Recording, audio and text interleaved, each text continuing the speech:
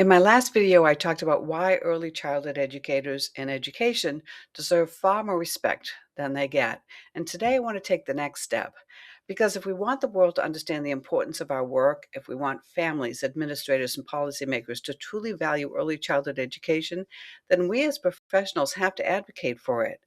But before you tense up or tune out, let me say this clearly. Advocacy is not as intimidating as it sounds.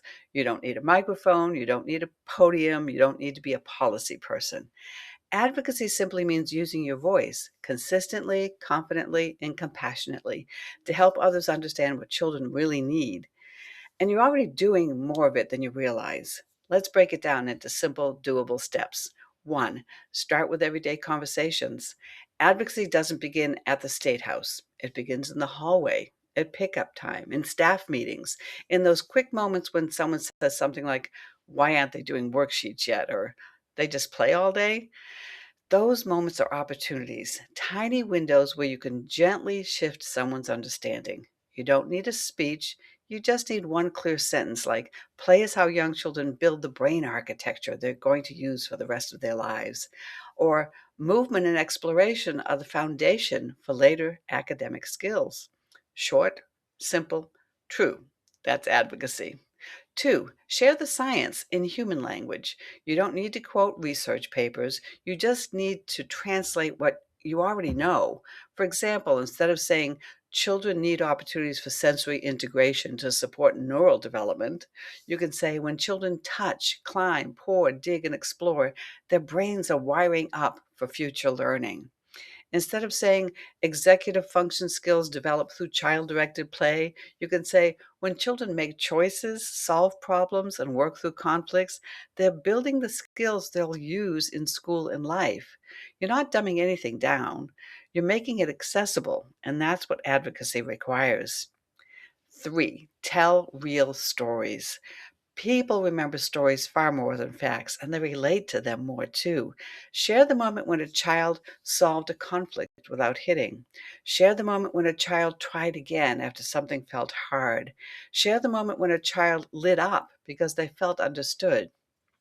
These stories show the depth of early learning in a way that data never could. And they help families and administrators see what early childhood education actually looks like. Four, advocate by modeling developmentally appropriate practice. Sometimes the strongest advocacy isn't spoken, it's demonstrated. When you create a calm, movement rich classroom, when you protect play, when you honor children's developmental timelines, when you refuse to rush skills that aren't ready, you're advocating.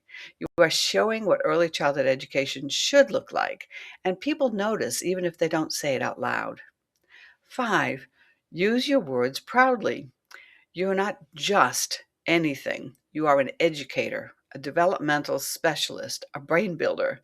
Use that language. Introduce yourself that way. Write it in emails. Say it in meetings. When you speak about your work with confidence, others begin to understand its value. Six, connect with other educators.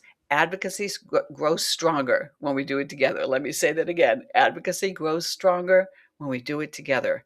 Share resources, share articles, share videos, share your voice. When educators speak collectively, even in small ways, it becomes harder for society to ignore the truth about early childhood education. Seven, remember advocacy is not confrontation. You're not trying to win an argument, you're trying to open a door. Most people underestimate early childhood education not because they don't care, but because they don't know. Your job isn't to shame them, your job is to illuminate. And you can do that with warmth, clarity, and confidence. Eight, start small, but start. You don't need to overhaul the system. You don't need to change the world in one conversation. It would be nice, but it's not possible. You just need to take one step. Explain why play matters. Share a story from your classroom. Correct a misconception gently. Use your words intentionally. Model developmentally appropriate practice. Every small act of advocacy adds up. Every conversation plants a seed. Every moment of clarity helps someone see children and your work differently. And that's how change begins. If you're an early childhood professional, hear this. You are absolutely capable of advocating for your field. You already have the knowledge, you already have the experience, you already have the heart. And all you're doing now is using your voice intentionally, consistently, and unapologetically. Because early childhood education and educators deserve respect, and you deserve to be heard.